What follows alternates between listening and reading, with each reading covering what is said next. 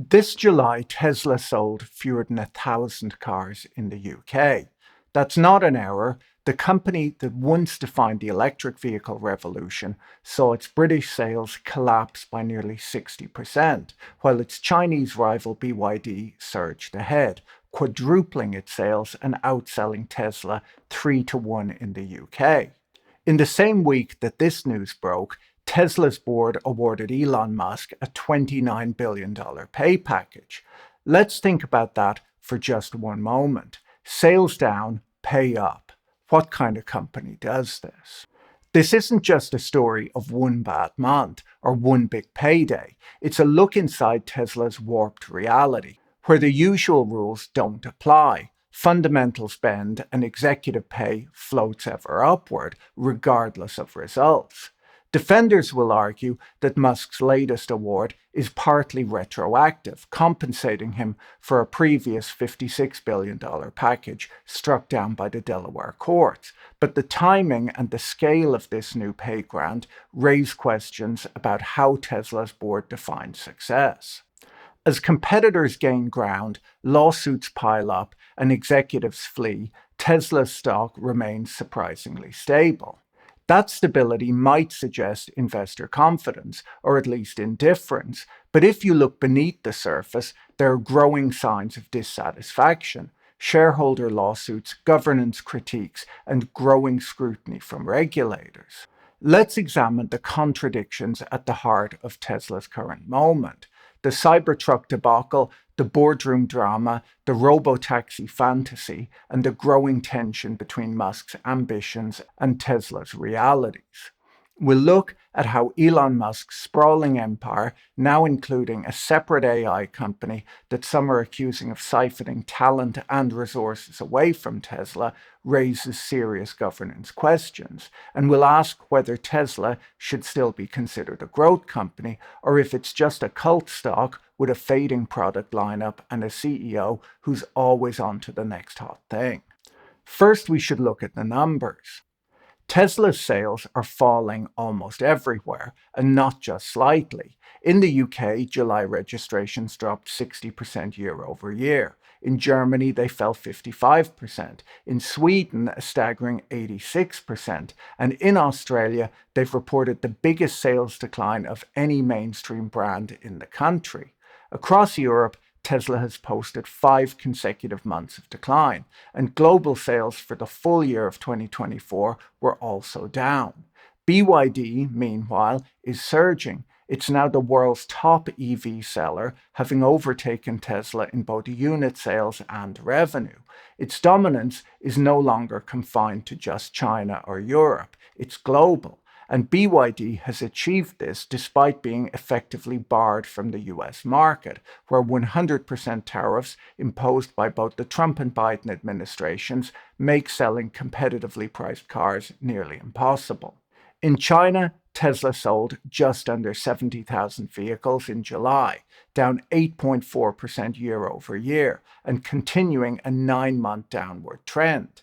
The Model Y, once Tesla's crown jewel, which they confusingly claim is an SUV for tax purposes when it's clearly a compact car, is losing ground to local competitors. Even a refreshed version hasn't reversed the slide. In the United States, Tesla sales may be worse than they initially appear. While Cox Automotive estimated an 8.6% decline in the first quarter, more accurate registration-based analysis done by Fred Lampert at Electric suggests that the real drop is closer to 15%. In California, which accounts for nearly 40% of Tesla's US sales, second quarter deliveries fell 21% year over year, marking the 7th straight quarter of decline. This means that sales in California were declining well before Elon Musk got involved in politics. To top it off, Tesla is now facing a lawsuit from the California Department of Motor Vehicles over false advertising of its autopilot and full self-driving features, potentially threatening its ability to sell cars in the state. Globally, Tesla reported almost 340,000 deliveries in the first quarter, but inventory levels are rising and demand appears to be softening. Despite a recent facelift, Tesla has no backlog for its new Model Y, and analysts are questioning whether Tesla can grow its sales at all this year or next. The Cybertruck, which was once hyped as Tesla's boldest innovation, has quickly become its weakest link. Sales plunged over 50% year on year in the second quarter, and the truck has been plagued by recalls, breakdowns, and ridicule, with even loyal fans questioning its viability. Before we go any further, let me tell you about this week's video sponsor, Taylor Store. People often ask me in the comments where I get my shirts, and the answer is Taylor Store. They make custom clothes designed for your body so that everything fits perfectly. You just enter a few details on their website, they calculate a size for you and make a shirt that fits you perfectly. If it's not perfect the first time, they'll remake it for free. You also get to design your clothes yourself, and their online tool lets you specify everything: color, shapes, cuffs, fabrics, the type of buttons, and monograms, so that your style really shows through. This shirt has the extra stiff business classic collar, French cuffs, no pocket, and mother of pearl buttons. Taylor Store have helped over 300,000 customers since the company was founded in 2003, and they ship fast so that even though your shirts are made to measure, you won't be waiting around for them. So if you've ever wondered where I get my shirts, or you just want clothes that fit better and feel better, experience the smarter way to shop for clothes. Explore Taylor Store's made-to-order collection and embrace quality, custom fit, and zero waste using the link in my description. Taylor Store are offering my viewers a 25% discount if you use the link in the description. Earlier this week, Tesla's board awarded Elon Musk 96 million shares, which are worth around $29 billion, a package which the company framed as being a forward-looking incentive to retain and refocus Musk, who has threatened to leave the company unless he's given more control over it. This package makes him the highest-paid CEO in history. To put his pay in context, the second highest CEO pay package in history was awarded to Stephen Schwarzman, the co-founder of Blackstone, who received $1.39 billion in total compensation in 2008. This payout was largely due to Blackstone's IPO that year and Schwarzman's equity stake. It happened during a year of strong performance despite the broader market turmoil. Musk's $30 billion pay package is not only more than 20 times larger than Schwarzman's, but it comes at a time when Tesla's fundamentals are weakening, not improving. Quartz put together a slideshow of the 11 other highest CEO payouts in history after Elon Musk's, and only 2 of these pay packages came to more than $1 billion. Amusingly, a number of the companies with the highest paid CEOs in history were either unprofitable or barely profitable. Musk's high pay stands in stark contrast to other iconic founders. Figures like Bill Gates, Warren Buffett, Jeff Bezos, and Mark Zuckerberg have historically taken modest salaries, or none at all, and relied on their ownership stakes in the businesses that they founded for ongoing motivation. Buffett famously paid himself $100,000 per year, while Zuckerberg has taken a $1 a year salary since 2013. This compensation model reflects a broader norm among founders, who are typically motivated by equity rather than paychecks. Venture capitalists often view modest salaries as being a signal of a founder's confidence in their business and commitment to long-term growth. In contrast to this, Elon Musk, despite being Tesla's largest shareholder, has repeatedly demanded additional equity-based compensation, even threatening to leave the company if not granted more control. His $29 billion pay package stands out not just for its size, but for its departure from founder norms. Tesla's board have described this package as being a critical first step to energize and focus Musk. Now, I'm not sure what the following steps will be, but the award increases Musk's stake in Tesla from under 13% to about 16% of the company. And the only requirement it puts on him is that he has to stay in a senior leadership role at Tesla for 2 more years. There's no requirement that he devote any more time to the company. He just can't quit. Musk's overturned 2018 compensation package had entitled him to 20% of the company, and he has said that he needs to own at least 25% if he's going to advance Tesla's artificial intelligence and robotics capabilities. And those are the most important buzzwords of 2025. He says that 25% would be enough control to prevent an activist investor from ousting him, like he did to the management of Twitter a few years ago. Despite his claim that he's not interested in wealth and only wants control of Tesla, which will allow him to save humanity, in recent years, Musk has sold billions of dollars worth of Tesla stock. He managed to sell $7.5 billion worth of Tesla shares near its all-time high in late 2022, right before a sales report that sent the price of the stock plunging. His new pay package is being pitched to Tesla investors as a contingency plan.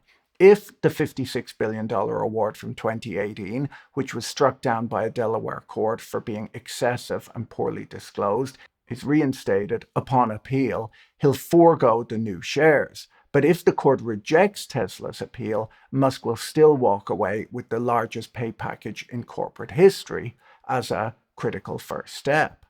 It's worth noting that Elon Musk's overturned $56 billion compensation package is worth more than Tesla's entire accumulated net income since inception.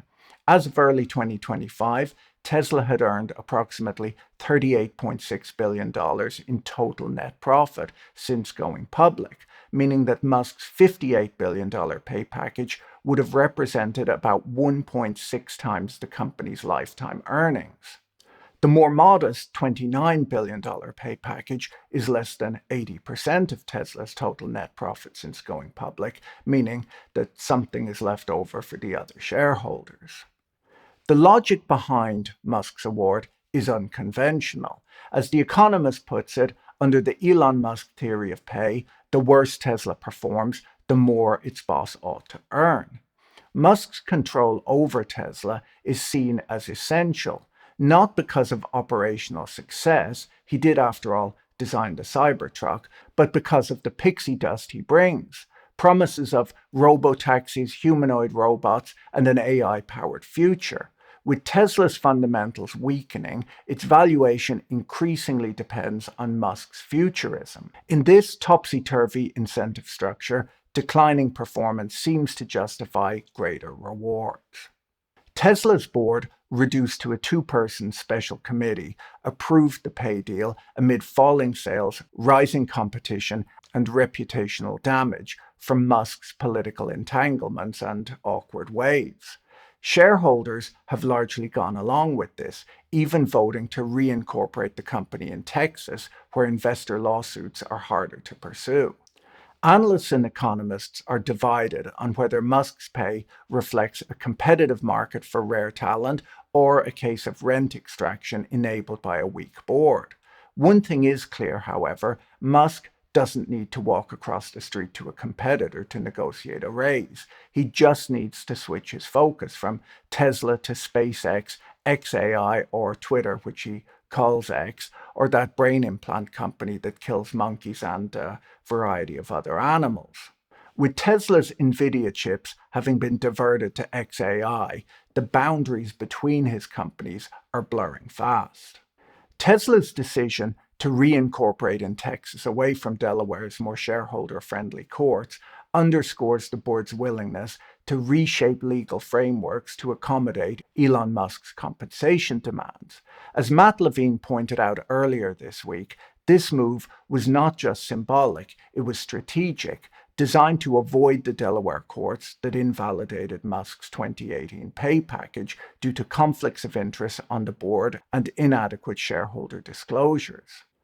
Levine points out that the funniest part of Tesla's filing is their section on accounting consequences. And let's be serious, it's rare to ever describe something labeled accounting consequences as being funny. But according to Tesla, they don't have to recognize any compensation expense when they issue Elon Musk the largest pay package in history because there's a performance condition attached to receiving the award. And they're claiming that there is essentially no chance of Musk ever getting the shares. Thus, they can value the compensation package at zero. This is a bit of a weird claim, as the new options are meant to replace the 2018 options, and there are no operational or financial targets tied to the payout whatsoever. The stock price doesn't have to rise, no extra cars have to be sold, they don't have to get their robotaxis working or achieve AGI. The only thing that Musk actually has to do to get the award is to serve continuously in a senior leadership role at Tesla during the 2-year vesting term. There are no requirements other than that he can't quit. He doesn't have to devote any fixed portion of his time to the company. In fact, his presence can be entirely symbolic. He just can't announce that he's leaving. So do they really think that there's no chance that he'll stick around for 2 more years? Well, Levine points out that the other condition tied to the award is that it'll be immediately forfeited and returned to the company if, prior to vesting, there's a final judgment order or decision of the Delaware courts with respect to Tornetta versus Elon Musk that results in Musk being able to exercise in full the performance-based stock option award he was granted in January 2018. So they either think that there's no chance that the Delaware judgment is not going to be overturned upon appeal, or they think that there's no chance that Musk stays on for 2 more years. This accounting treatment of the world's largest corporate pay package in history has drawn sharp criticism from corporate governance specialists and accounting experts who argue that the company's assertion lacks independent accounting validation and may be misleading to shareholders.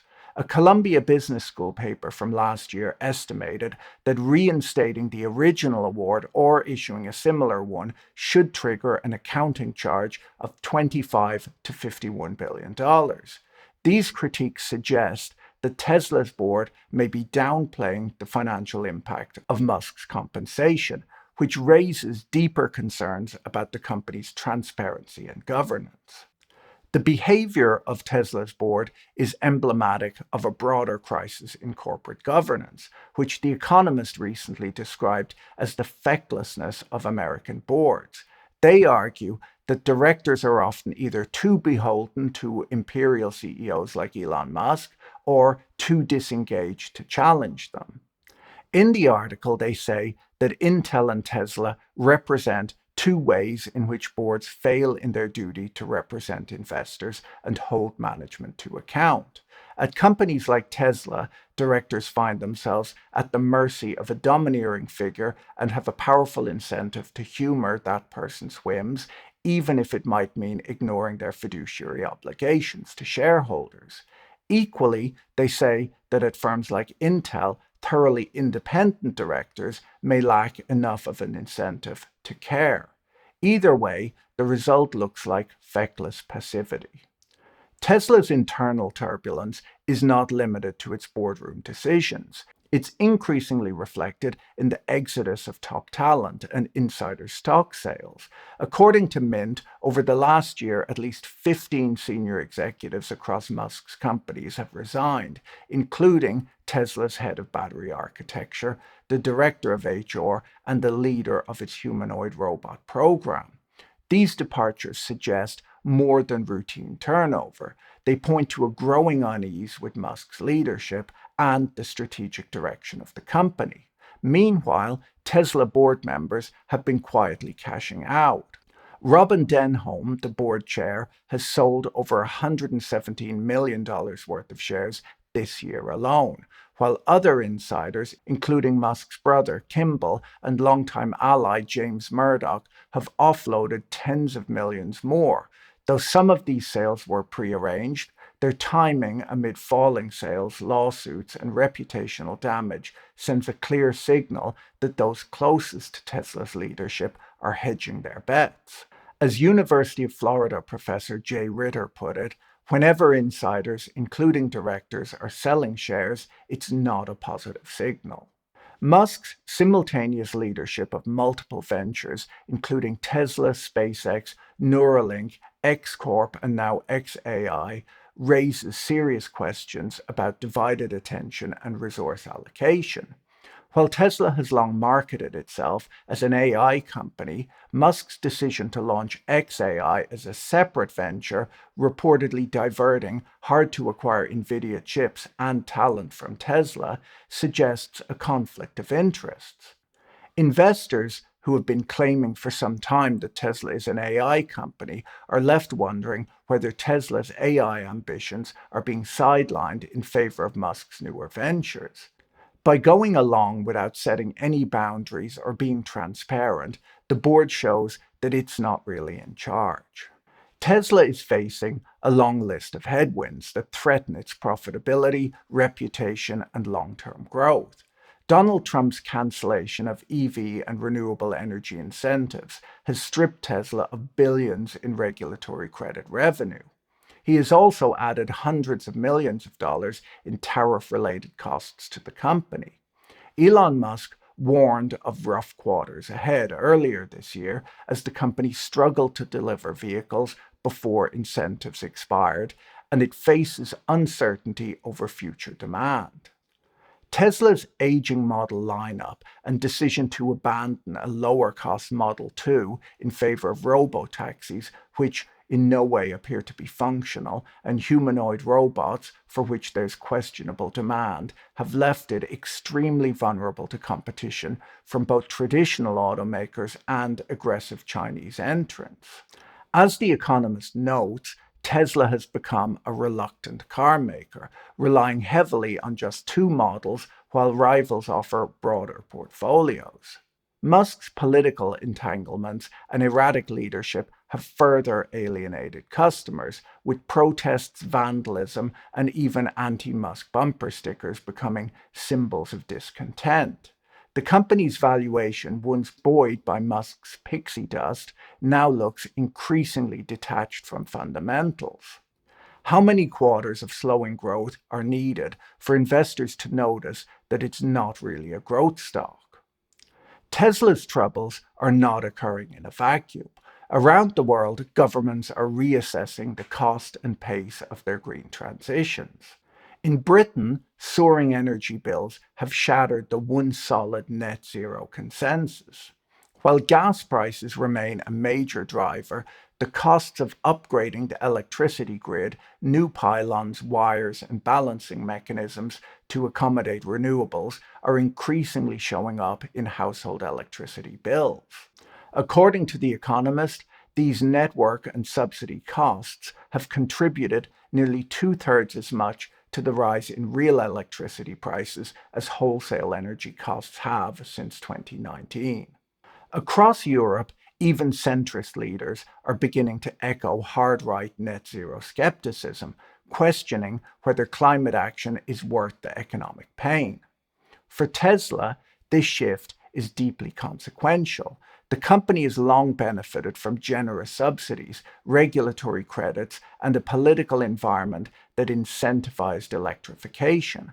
But as the Financial Times reports, Donald Trump's rollback of EV incentives and emissions penalties has already slashed Tesla's revenue and added hundreds of millions in tariff-related costs. If the global mood continues to sour on green investment, Tesla may find itself not only battling competitors and internal dysfunction, but also a shrinking policy tailwind that once helped justify its lofty valuation. According to the LA Times, at the heart of Tesla's current legal and reputational challenges lies a simple but consequential question: can Elon Musk be trusted?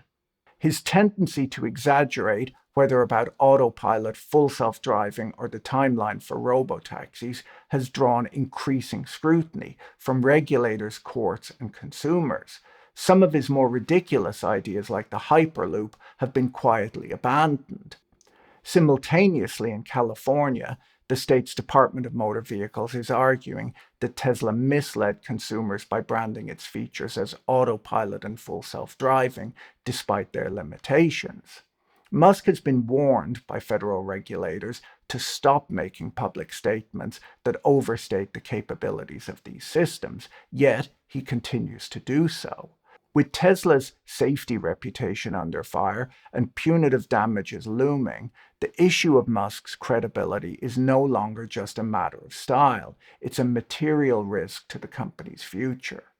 Tesla's robotaxi ambitions have long been a pillar of Elon Musk's growth narrative, but they now sit at the center of a deepening crisis of governance and investor trust. Elon Musk first introduced the idea that Tesla vehicles could operate as autonomous robotaxis when not in use by their owners in 2016. On what he dubbed Autonomy Day in 2019, he claimed that Tesla would have 1 million robotaxis on the road next year, enabled through an over-the-air update. His 2019 claim that his cars would soon be able to earn more for their owners than they cost in a year and that they would be appreciating assets is what first set the stock price on fire.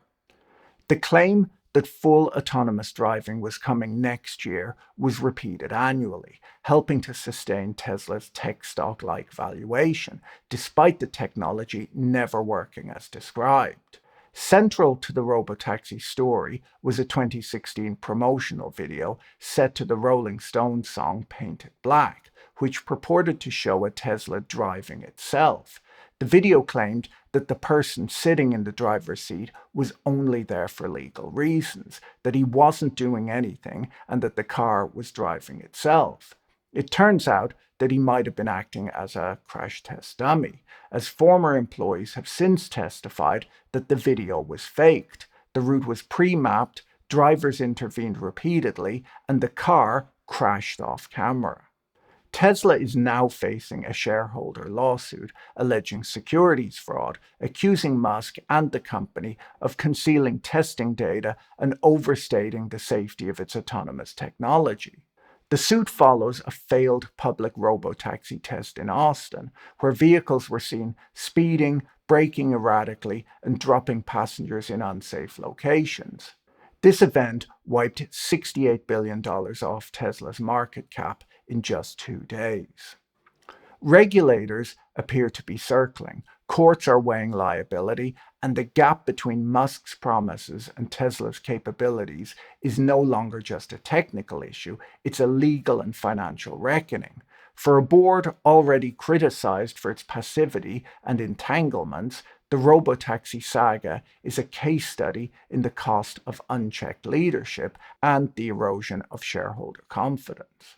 Tesla's pivot towards robotaxis is not just a technological gamble, it's a strategic lifeline. With their sales declining and their car lineup aging, Elon Musk has staked the company's future on autonomous ride-hailing. He once again is promising that thousands of cybercabs devoid of steering wheels or pedals will be on US roads by next year. The problem is that Tesla's full self-driving system remains a level 2 technology, requiring constant driver oversight. It has fallen far behind rivals like Waymo and Zoox, which operate level 4 vehicles. Safety concerns are mounting. Tesla was recently ordered to pay $243 million in damages over a fatal crash involving autopilot, and federal data contradicts Musk's public claims that no self-driving Tesla has ever crashed.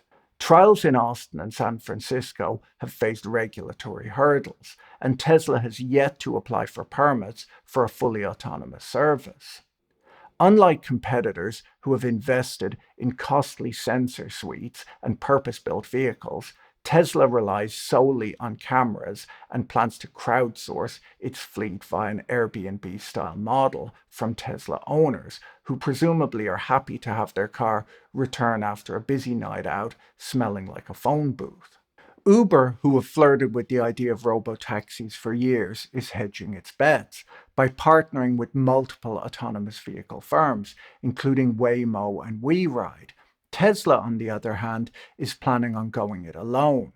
As The Economist notes, the regulatory landscape for autonomous vehicles is fragmented, public trust is fragile, and profitability remains elusive.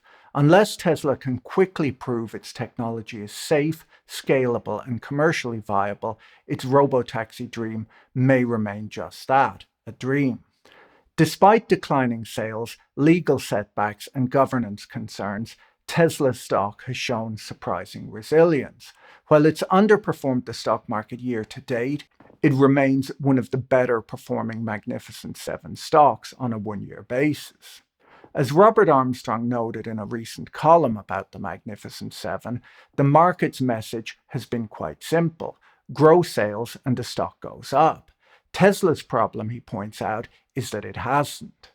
Revenue growth has stalled, deliveries are down, and its core lineup is aging. Yet the stock continues to trade at tech-like multiples, over 95 times estimated 2025 earnings, because investors remain fixated on Elon Musk's promises of future growth, particularly around robotaxis, robo-robots, and AI. These narratives have helped sustain Tesla's valuation, even as its fundamentals weaken. The company's promotional tactics, including the Paint It Black video that misrepresented full self-driving capabilities, have blurred the line between innovation and hype. With lawsuits alleging securities fraud and regulators scrutinizing safety claims, the question is no longer just whether Tesla can grow, but whether it can be trusted at all. For now, the market seems willing to suspend disbelief, but as Armstrong's analysis suggests, without real sales growth, even the most compelling story eventually loses its power. Tesla's story is no longer just about the technology products that it insists are coming next year. It's about governance, trust, and the durability of belief. Sales are declining, lawsuits are mounting, and the robotaxi dream remains elusive. Tesla's valuation doesn't respond to earnings or delivery numbers. It responds to Musk's spell over a group of passionate investors. That spell has been reinforced by years of government support, from Obama-era loans to Trump-era tax credits, and it now faces real tests as political alliances fray and regulatory scrutiny intensifies. The shareholder lawsuits and the recent verdict in Florida all point to a widening gap between promise and reality. Tesla may still be considered a growth company by some, but the growth now lies in narrative, not numbers. Whether that narrative can survive further erosion of trust among regulators, investors, and the public is the question that will define Tesla's next chapter. If you enjoyed this video, you should watch my video on the Keeley Motor Company next. Don't forget to check out our sponsor, Taylor Store, using the link in the description. Have a great day and talk to you in the next video. Bye.